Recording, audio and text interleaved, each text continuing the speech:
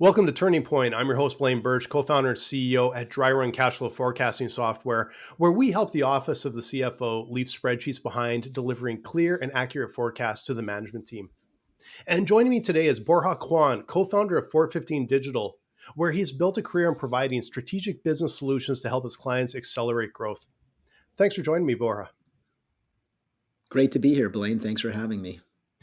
So I'd actually love to hear, I've looked a little bit into your background and that, but I kind of want to go back to where you started as an entrepreneur, right back to the beginning. Where was the first sort of, I don't know, like idea that, hey, maybe I want to venture out on my own and build something How far back do you want to go? I all the have way? an entrepreneur story going back to maybe 10 years old when alongside my brothers we were selling golf balls.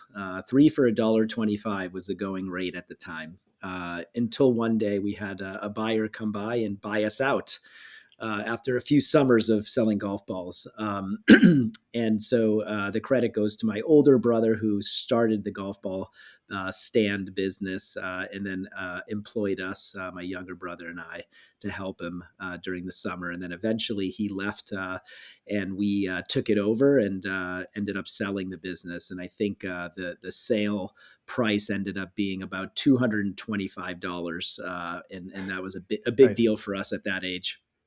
Yeah, for sure. Yeah, I am a little curious how I know it's just selling golf balls as kids, but what was the opportunity that your brother saw? Like, where was there a place he could get hands on balls that or how did you guys get that going?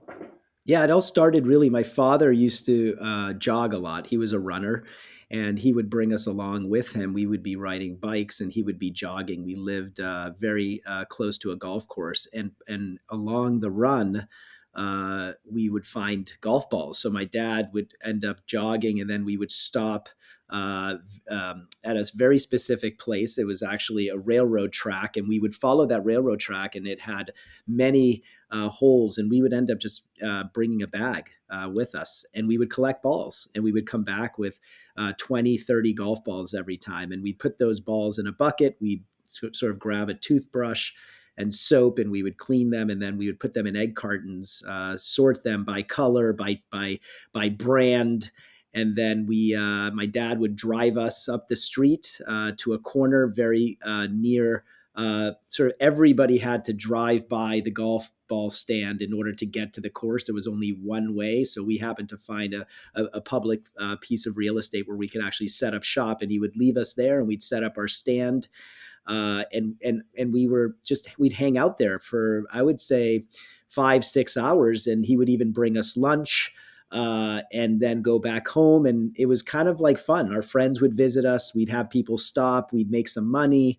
We learned a little bit about sort of the value of earning a dollar. What I love about this story is it's just like, being an entrepreneur, like you see all the earmarks of entrepreneurship, right? Like it's a better example than the lemonade stand because it's like, no, you saw opportunity, but then you had to get market access and pricing and premium pricing after you clean the balls and all of that. I just think there's a lot of lessons in there. Where did you go from there? What was the next sort of endeavor that you dove into? Yeah, so at a very sort of early age, all of us were working. Essentially, as soon as we were legally allowed to work, which I think was 15 or 16 in Massachusetts, where I grew up, we all had jobs. So my parents really wanted us using our time very productive in a productive way. And so we had summer jobs. In my case, and this was really the case for all of us, I had two summer jobs. I'd open up a health club at 6 a.m. at a hotel, and then I'd get off at 2. And then at 3 o'clock, I would go to a restaurant and work at that restaurant till 10 or 11 p.m. And so it was sort of, we had so much time that we wanted to kind of make use of that time. And obviously we had plenty of time to spend with friends and do fun things, but we also sort of prioritized working. So we kind of just, I think a lot of the influence came from my mother and father, who were very hardworking. My mother was an entrepreneur herself. My father was an educator, but at an early age, they very instilled in us the value of hard work, and Mhm. so that sort of carried with us, and we kind of started working various summer jobs, during during our high school years. Yeah, yeah. That's it's amazing how many entrepreneurs I talk with. It's the same sort of thing. They think back to childhood, and they've seen an opportunity, and they're starting to dig, and they've got this work ethic, and it's like there's these parallels that I see all the time, and it's really interesting. So when you left high school, and you're kind of like, okay, now we're getting into seriousness here. Like we got to figure out what am I going to do next? Did you go off to college? Did you continue to work and look more at a profession, or what did you do from there? Yeah, so I did go on to college. I studied international relations at Boston University. I graduated in 4 years. During those summer months in college, I worked in a hotel, and initially was very interested in going into hospitality. That industry appealed to me at an early age. It really started in high school, where I worked in hotels. Got a lot of exposure into that business. And then in college, I ended up doing a comprehensive internship in Madrid, Spain, abroad, at the Hotel Ritz, which is a very well known luxury brand. And it was there that I learned a lot about hospitality, customer service, um, and what it meant to sort of maintain very high standards when it came to sort of client relations and delivering customer experiences. Um, and so that was kind of the direction I was going in up until I graduated. At which point I made a pivot just sort of by chance. It wasn't very sort of strategic in any way, not to give myself any credit. I just connected with a headhunter. That headhunter reached out to me after graduating and said they had an opportunity for me at an internet startup in Massachusetts, in Boston. And so I interviewed at that company with very little internet experience. We have to remember in 1998, it was really the beginnings of the internet. So the whole concept was new. I hadn't really spent much time on the internet. And so I interviewed for a job there. I did not get the job that I applied for. And so I went home and I knew I didn't interview well. And I knew the probability of me getting that job was not very high. And that was confirmed. But interestingly, they reached out to me and said, "We have another job that's more junior in position that we would like you to return and interview for." And I returned the following day and interviewed for that position, ended up getting that job at this startup, joined them as number 29, and ended up there for 8 years. Oh wow. And during those 8 years, you can imagine there was an immense amount of change and learning for me. And I've said this that experience was to date sort of, I would say, equal to starting a business, the most rewarding professional experience I've had. It provided a lot of opportunity for learning and sort of making connections, which was just incredible for me personally. Yeah, it's having a startup myself. I know it's like everyone has to wear multiple hats, and there's always such a interesting experience for everybody. So 8 years there, what were you sort of doing there? Like what kind of experiences were you doing there that started to form that next step for you? Yeah, it was initially my official title was account representative, which meant I was helping work with some of the clients that were in the portfolio. And I did that for a couple of years, and then I moved into an account manager role from representative to manager. So it was client service oriented, servicing the clients that were working with us, helping build out their programs. Specifically, we were providing affiliate marketing services and technology to Fortune 500 to 1,000 brands. Um, and this is back in '98 when the concept of affiliate marketing was really brand new. And we were one of the companies that started the concept. And then from client services, I evolved into a sales role for that company, and I did sales, inside sales first. Then I moved to an outside sales position. Had a very successful career in sales, number one salesperson, President's Club, multiple years. And after 8 years, I decided to leave that company on my own terms, on good terms. Um, Looking for a change of sort of environment. I wanted to move from the East Coast, where I grew up, went to college, and worked for the first 8 years of my career. And I moved out to the West Coast for a new job, working in the same industry, but for a different company. But during those 8 years, I really had the opportunity through exposure to many very successful, older, more senior, more tenured individuals that I really admired from the outside. I was always at an early age, um, I always gravitated towards successful people for whatever reason, you know. And by success, it was just the position they held at the company. Um, I could tell that there were certain people that were really kind of leaders, right, and had a pretty impressive career. And at a very early age, I made it a priority to seek mentorship from these people and learn from them. I was very young, very green, but I quickly aligned with those people. They took me in and did invest time in mentoring and coaching me, and it was through those interactions, through those meetings, through that time spent with those individuals that I learned a lot that I then carried into sort of the rest of my career, even leading up to now where I co-founded a company. A lot of those sort of things that I learned had brought me immense benefit as I sort of moved up in my career. As well, a very astute uh, sort of approach to take to be able to, because I know um, how much you can benefit by learning from other people, like you said, having mentors and coaches, and that um, is so valuable. And I think a lot of times, especially for entrepreneurs, a lot of times we're a little bit lone wolves at times, and we charge off into the yonder, and we don't necessarily seek some of this help. So I think that's a really smart move. Um, so you move out to the West Coast. You've got all of this experience.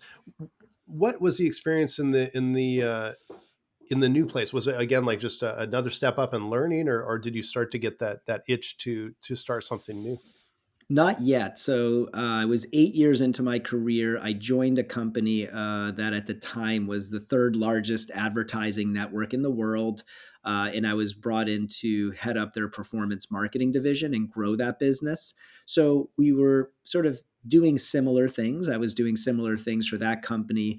Um, but I ended up staying there for 6 years. But I also, in that position, got a lot of exposure to the CEO who was also the founder of that company, and learned a lot from him. And that experience again.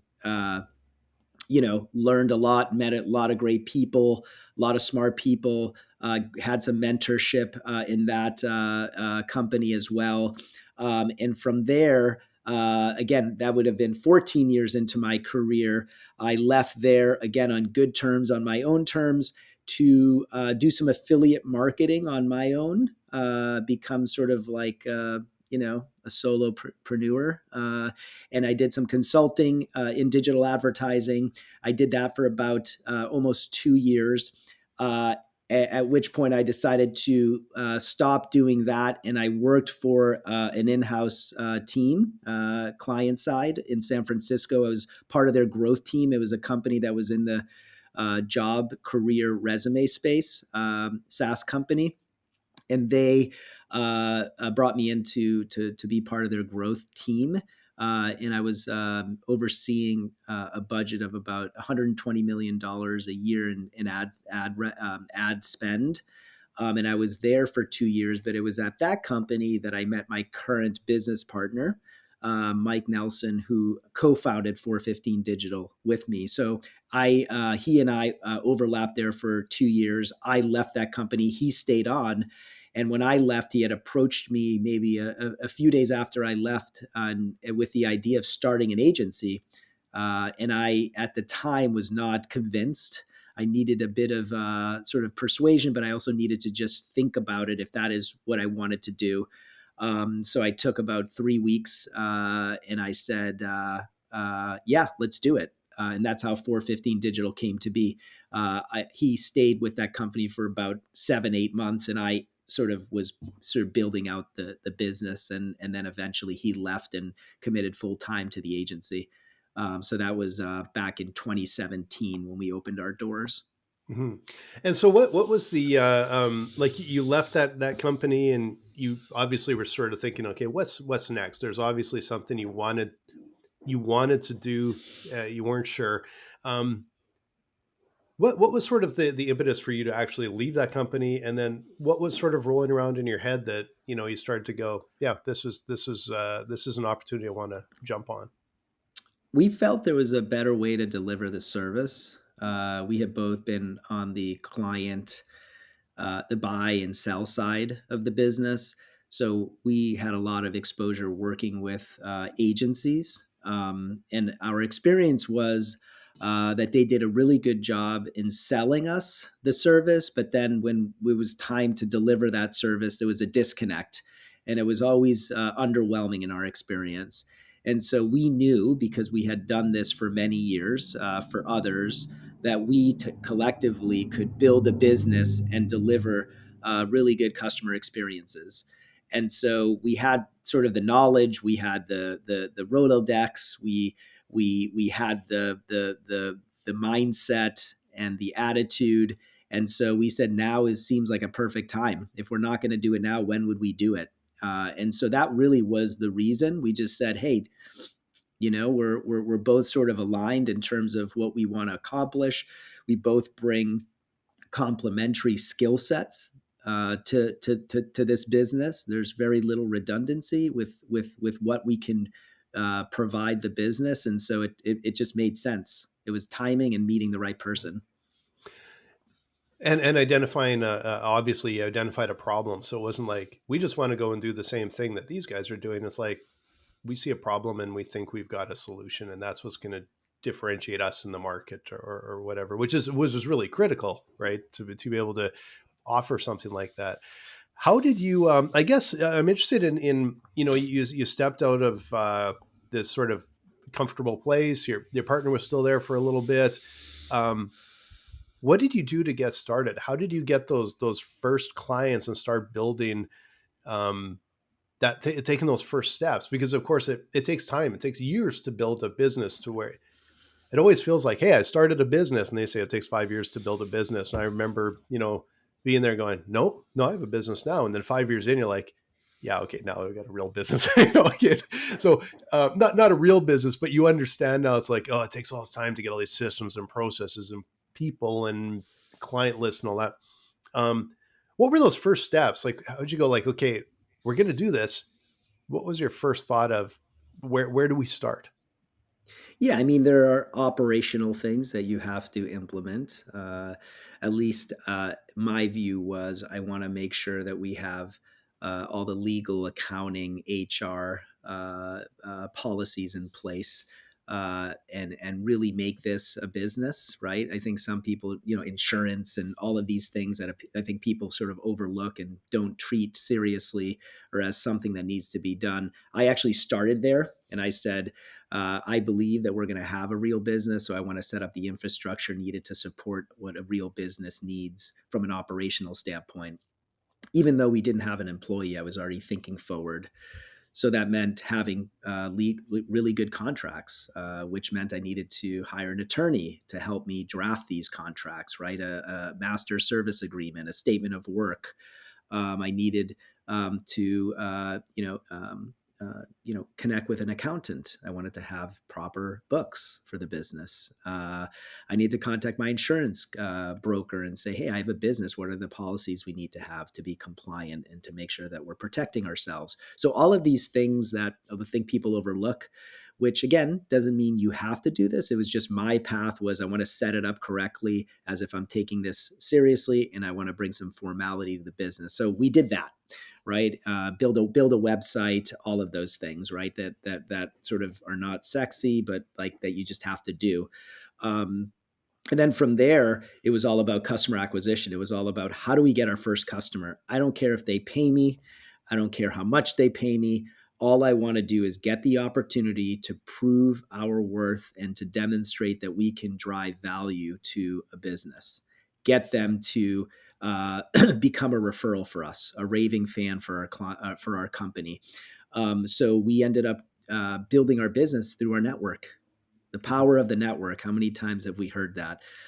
Don't underestimate the power of your network. But to have a network, you need to start at an early age, no different than retirement, in investing in that network, right? Yeah. So that when it's time to call that network, you're not asking for a favor, you're just checking in like you would have any other day, right? Yeah. So we both had networks. He had a network at the time of, having done this for, 7, 8 years. I had, I don't know, 15 years.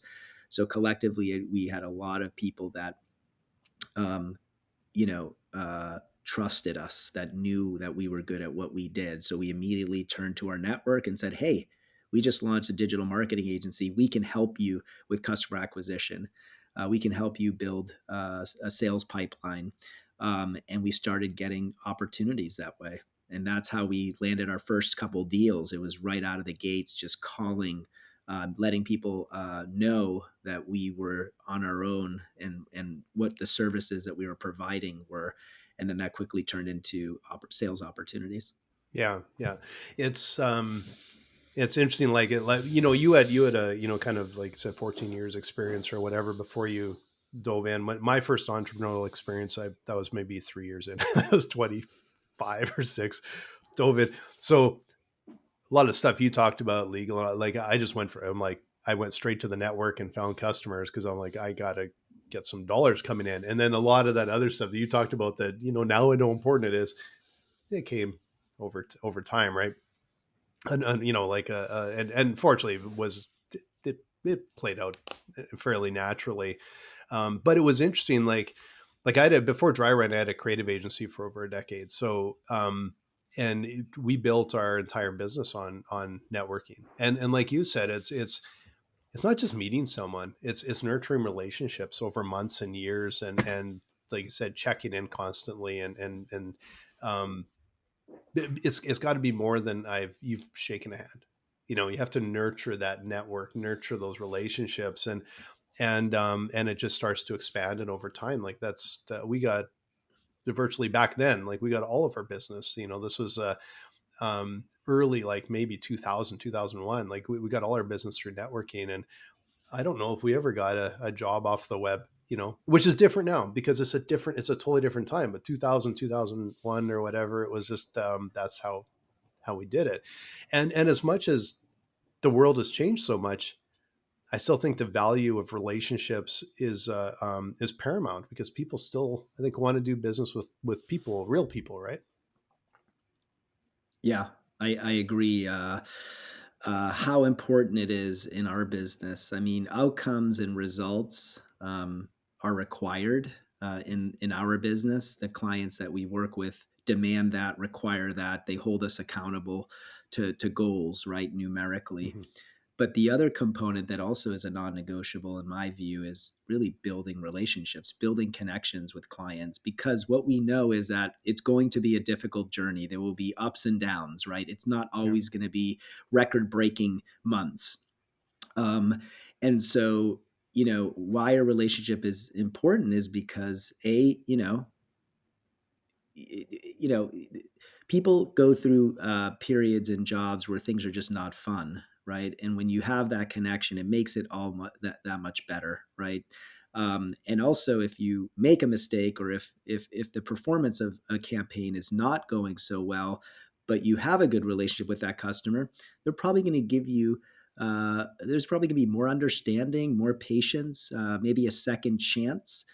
Whereas if you're not driving results and you don't have a good relationship, that seems to be a very bad combination, right? Yeah. Likely you will be fired. So we really instill in our team investment in building relationships with clients, right? And what that means for us is not always talking about Google advertising or Meta advertising or TikTok advertising. It's really connecting with our clients um, in a more personal way, right? Because we're talking about business so much. Weekly calls, emails, Slacks, there's so much of that already going on that I think people are also interested in taking a mental break from that occasionally and getting to know you, right? So whether that's send them a picture of your kids on a ski trip with you, or ask them, what they did over the weekend, or what their next vacation is, or get to know them on a more personal level, so that maybe you can send them something that they might like.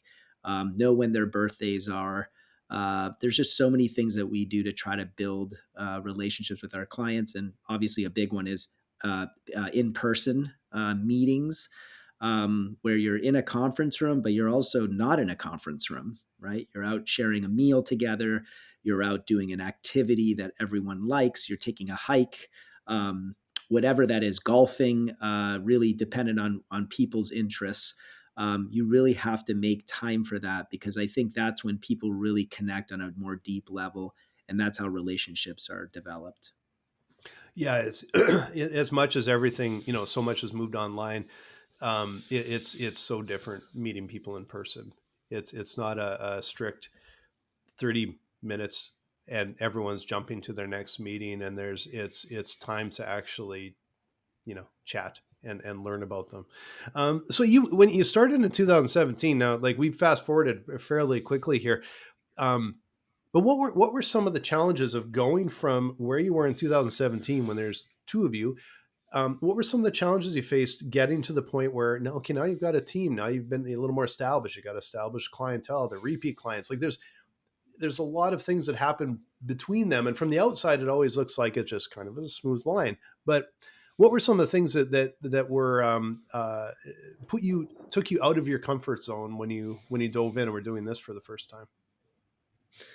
Um, I mean, there's so many things I think that take you out of your comfort zone. I think the moment you think about starting a business, you should understand that it's going to be uncomfortable, right? Discomfort is something you need to become comfortable with, right? So I think in terms of challenges or learnings, I think uh, a big one for me that I acknowledged as an oversight was the value of the human capital side of the business. I know this sounds very basic or common sense in hindsight, but what I mean by that is we initially, during the first 1 or 2 years of our business, were so obsessive over customer retention that it came at the cost of employee happiness. Hmm. Um, because when you start a business, all you care about is winning a client over and keeping them happy, and delivering results, right? You're just like, God, this is so important. The clients pay the bills, and if we don't have clients, we can't make payroll, and we can't hire, and we can't give promotions, and we can't give bonuses, and we can't pay rent. So the mindset was, hey, let's invest in the client, let's over deliver, let's work hard, let's work long hours.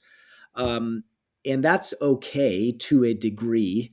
You always have to sort of prioritize clients, providing it does not come at the cost of employee happiness. It needs to Hmm. be a balanced approach when you're running a business.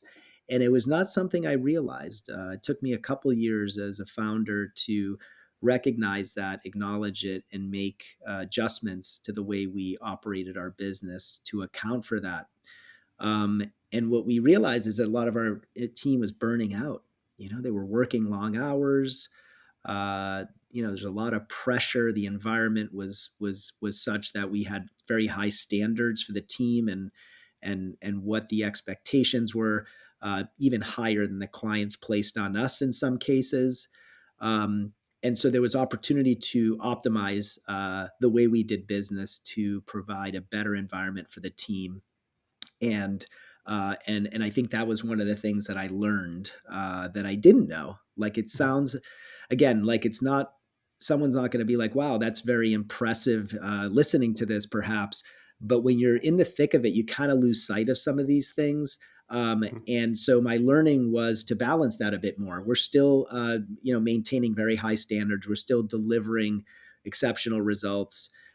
We still are obsessive over customer retention, but we balance that with, let's make sure that our team is operating uh, at a rate in which it's sustainable, right? That Yeah. provides them with fulfillment and challenge, but not excessive amounts of demand, because we know that that creates a bad quality of life for them at 415 Digital.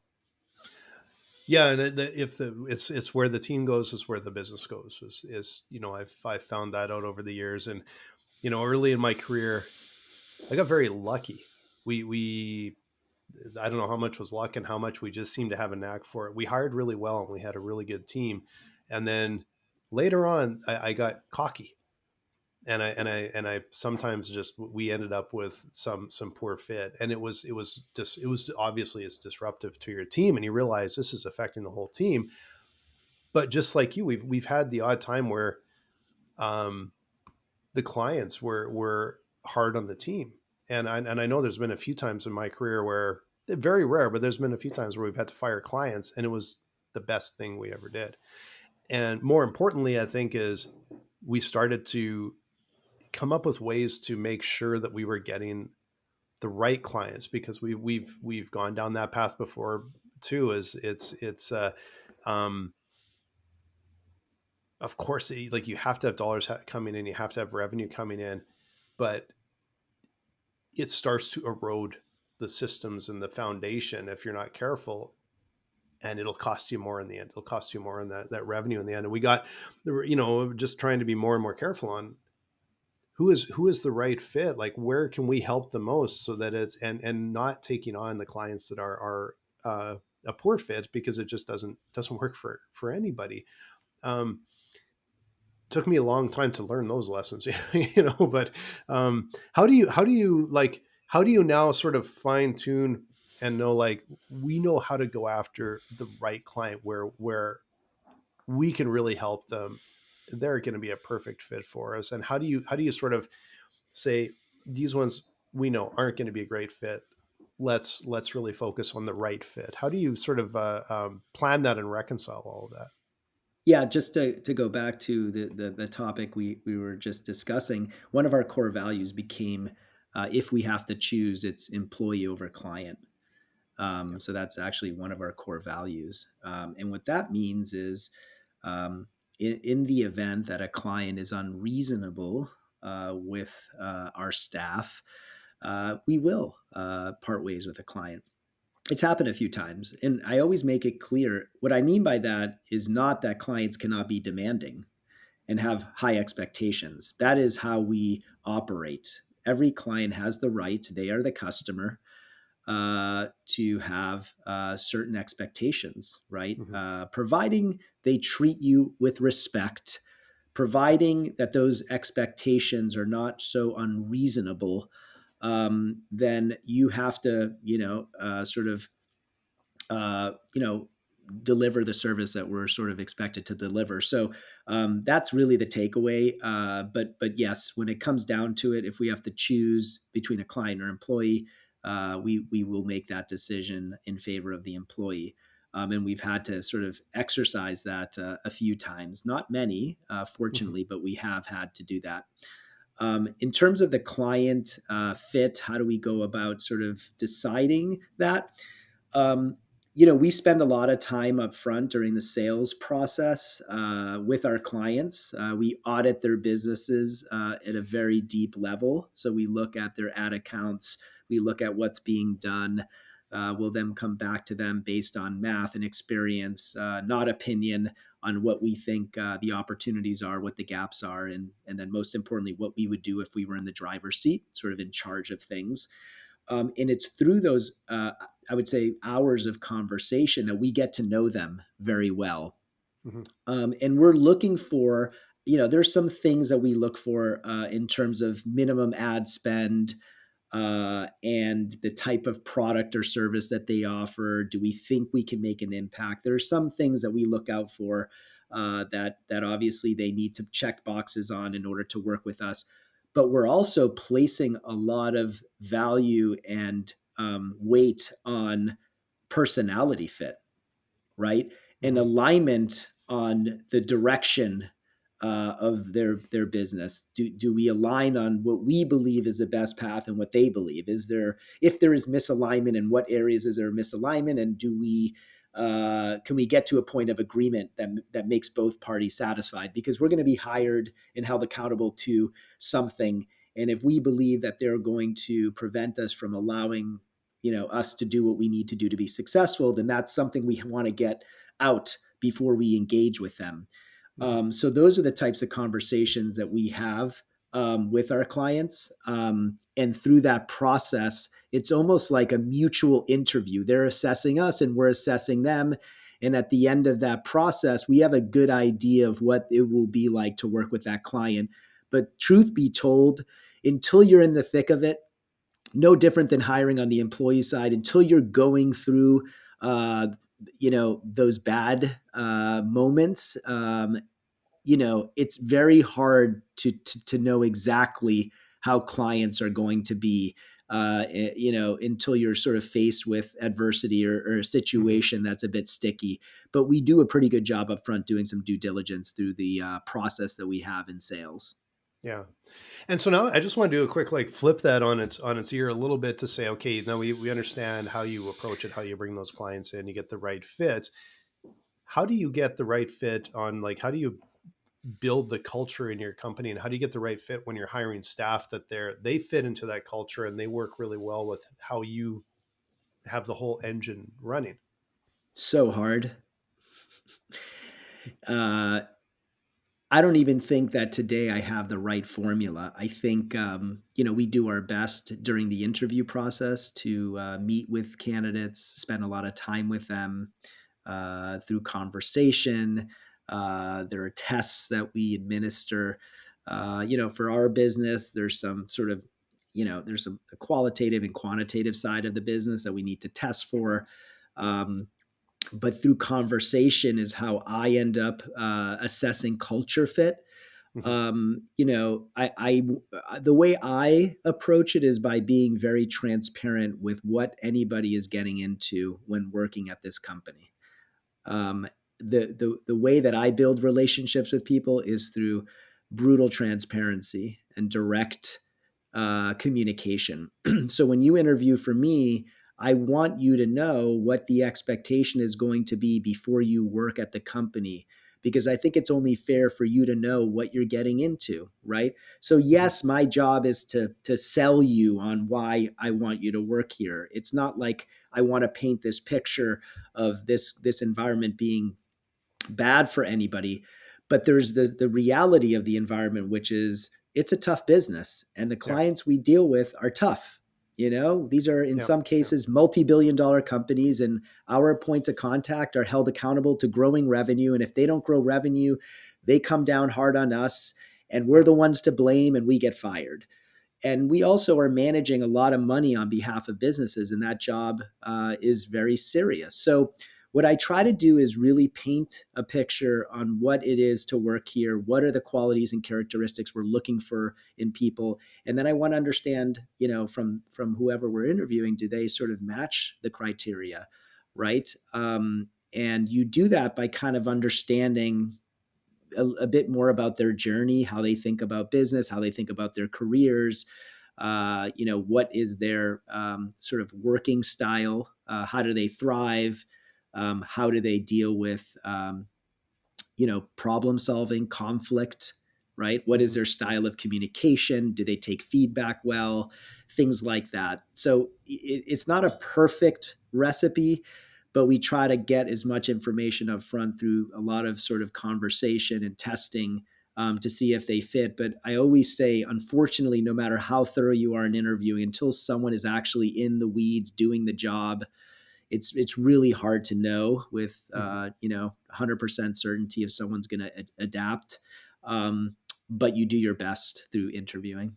Yeah, it's just one of the biggest challenges, and I echo a lot of what you say is when we've made mistakes, and I've made mistakes. A lot of times we've rushed in because we need someone today, and it's taking the time and getting to know them and going through a bit of a process and there's a friend of mine that he always seems to just hire just really well. And I asked him one time, and he goes, "Well, no, they don't all work out, but he does. He just seems to just nail it, right?"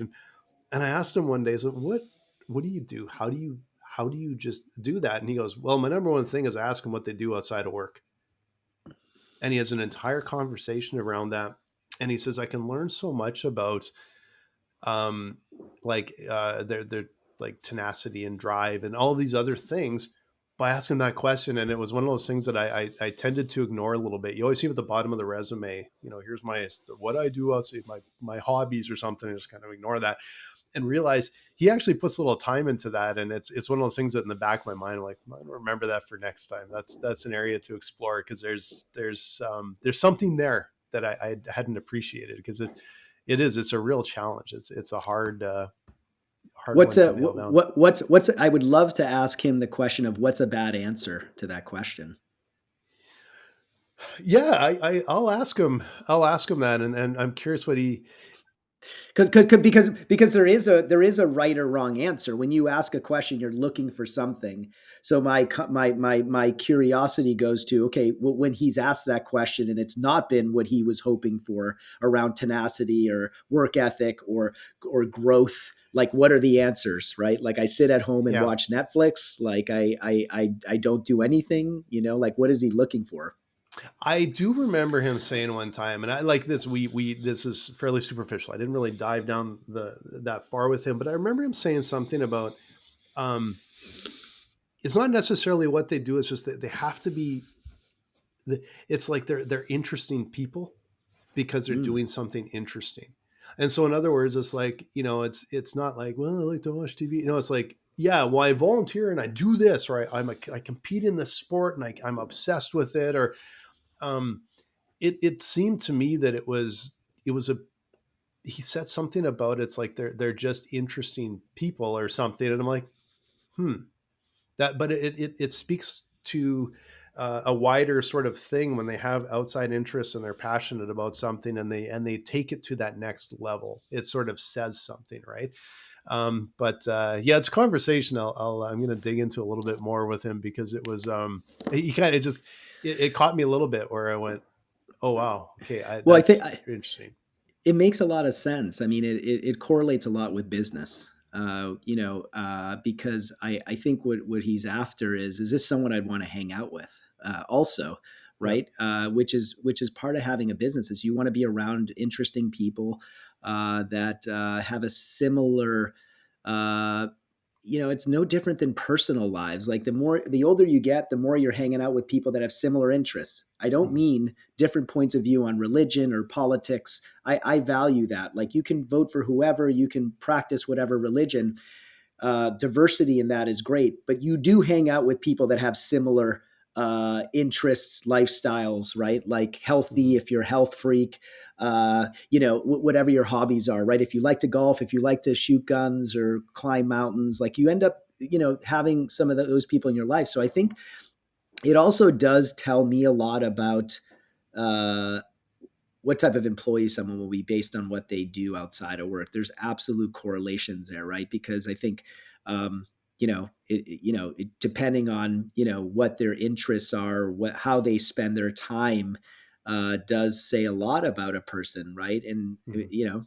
good or bad, you're sort of making assessments, or you're making kind of, um, you're drawing some conclusions there. Yeah. Yeah. And it's everyone, you want everyone to be successful. You want your business to be successful. You want them in the right role. It doesn't mean that if they're not a right fit for you, they could be a perfect fit for someone down the road, but it's a delicate balance. And it's always such a hard one to do. Um, so I wanted to ask you a little bit about like, so tell me a little bit about 415 and what you guys like. Who do you work with today? Who's the best person to come and talk with you, and how should they get in touch with you? Yeah, we're a growth marketing agency that helps businesses of all shapes and sizes and stages of development advertise their product or service across different platforms, specifically Google, the entire Google ad stack. So that's Google search, display video, which is YouTube, um, Meta, Facebook, right, which includes Instagram, LinkedIn, TikTok, Pinterest, and a few other platforms. So we're managing about 220 million a year in ad dollars that's flowing through those different platforms. And really, the clients that we're working with are trying to drive sales or generate qualified leads or appointments or meetings, whatever it is. So we're essentially helping them with a very specific action that they're trying to generate. It's not someone looking at an ad or clicking on an ad. It's actually someone buying one of their products or requesting a demo or requesting a consultation or quote or something. Mhm. Um, and so right now we work with a variety of clients, small businesses that are doing 5 to 10 million a year in revenue to publicly traded companies that are doing 6 billion a year in revenue, and then everything in between. Private companies, public companies, B2B companies, B2C companies, categorically agnostic. We're looking for preferably advertisers or clients that are spending somewhere between $80,000 to $100,000 a month in advertising online. Um, and that's mainly because what it costs to work with us. Anything less than that, it's difficult to justify the cost to work with us. So we're typically looking for someone who's spending in that dollar range. And then in terms of product or service, it really doesn't matter to us. We're not sort of vertically specialized. We've had a lot of experience in our careers working with pretty much every type of business, every size of business. And providing we look at things and do a diagnostic and we think we can bring value and we're aligned with the direction that we want to go, as I mentioned earlier, then yeah, we want to kind of work with that type of client. Yeah. And well, thank you so much, Bora. This was a really, really interesting conversation. I'll make sure in the show notes there's a link to your website, link to your LinkedIn, so we can come and talk with you and connect with you. And thank you everyone for joining us. This was really always dig a little deep into some of these and learn as much as forget I'm recording a lot of times, and I'm just loving to learn things about these industries. But if you're out there and you're dealing with cash flow, especially if you're a CFO and you're dealing with cash flow in a spreadsheet, come and talk with us. We're going to help you, give you something that's going to be presentable for management, save you a lot of time, make sure it's accurate and on point for you. Just visit us at dryrun.com. Thanks so much, Borja. I really appreciate it. Thank you, Blaine. Really enjoyed our conversation today.